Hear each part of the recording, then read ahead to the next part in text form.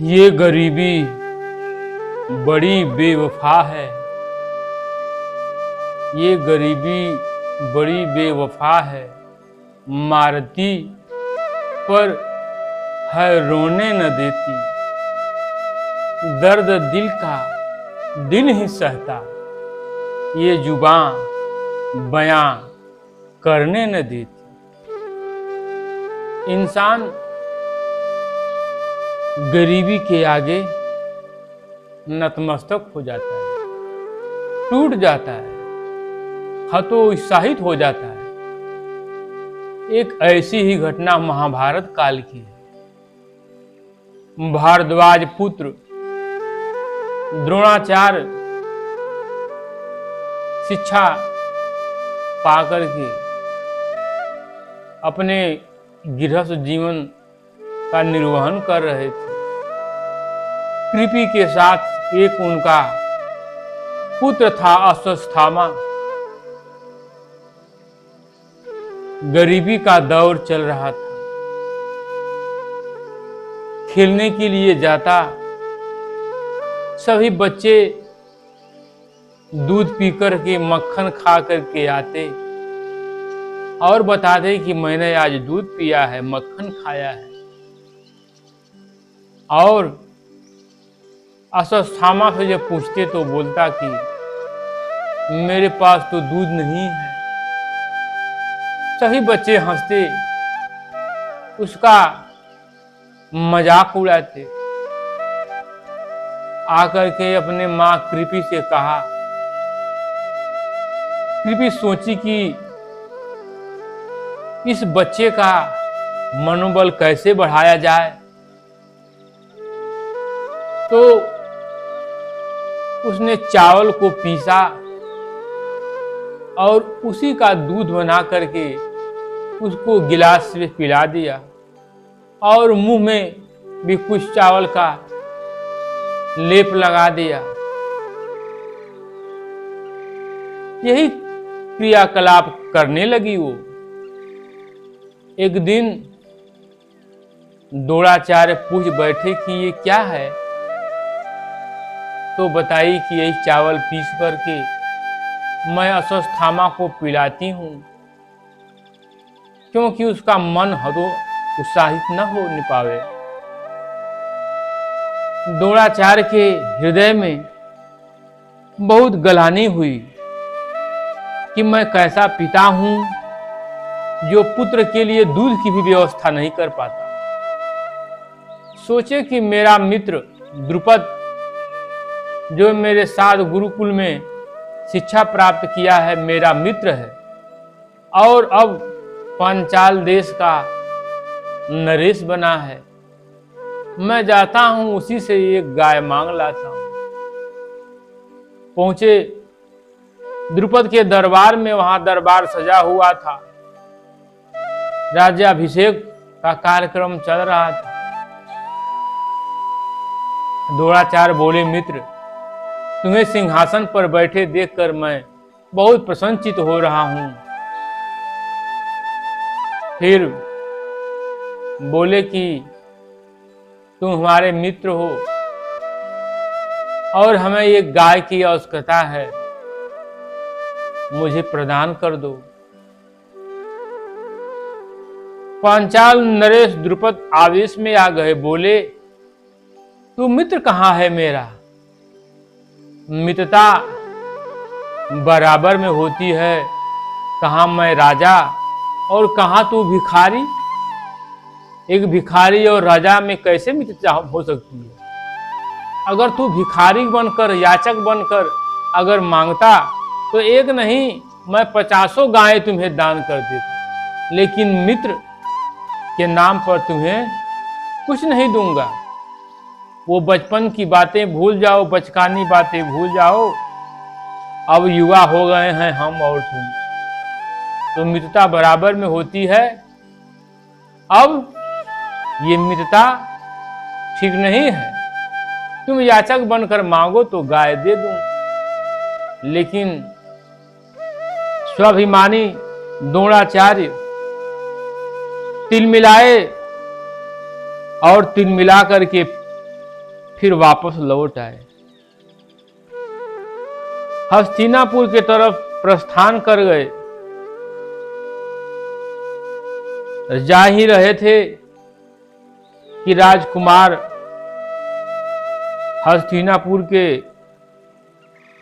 पांचों पांडव और दुर्योधन गेंद खेल रहे थे। उनकी गेंद कुएं में गिर जाती है। सभी लोग परेशान होते हैं कि कैसे गेंद निकाली जाए, कैसे गेंद निकाली जाए। तभी द्रोणाचार्य वहां पहुंच जाते हैं। सरकंडे द्वारा गेंद को बाहर निकाले। बालक सब पूछने लगे तो बताए कि आप जाकर के इस घटना का विवरण अपने पितामह भीष्म से कहिए, वो अवश्य जान लेंगे। बालक दौड़े दौड़े गए और भीष्म पितामह से बताए कि हम लोगों की गेंद कुएं में गिर गई और एक ब्राह्मण आए हुए हैं जो सरकंडे द्वारा हम लोगों का गेंद बाहर निकाल दिए। भीष्म पितामह समझ गए कि द्रोणाचार्य के अलावा दूसरा और कोई नहीं हो सकता, क्योंकि द्रोणाचार्य और भीष्म पितामह दोनों गुरु भाई थे। दौड़े दौड़े गए, स्वागत किया, सम्मान किया, महल में लाए,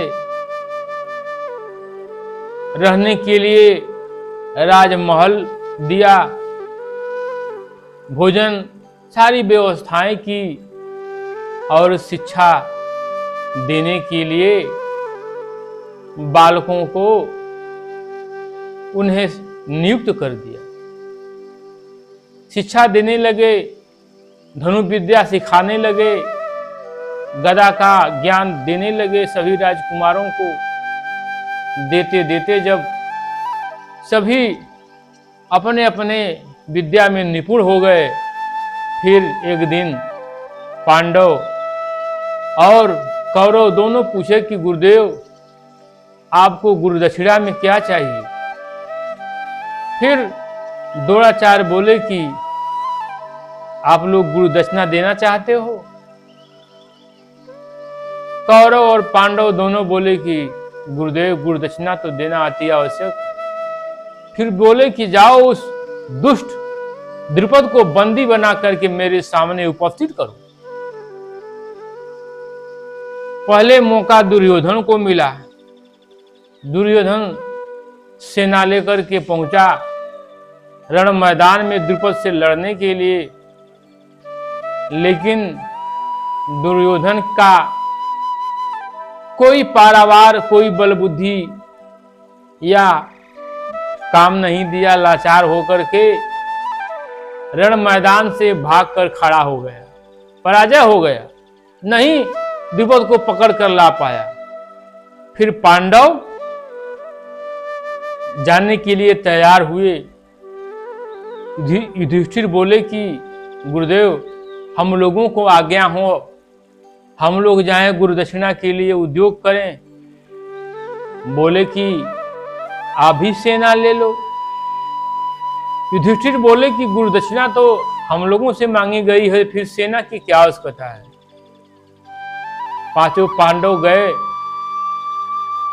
लड़ाई के मैदान में घनघोर युद्ध हुआ और अर्जुन द्रुपद को बंदी बनाकर के द्रोणाचार्य के सामने उपस्थित किए।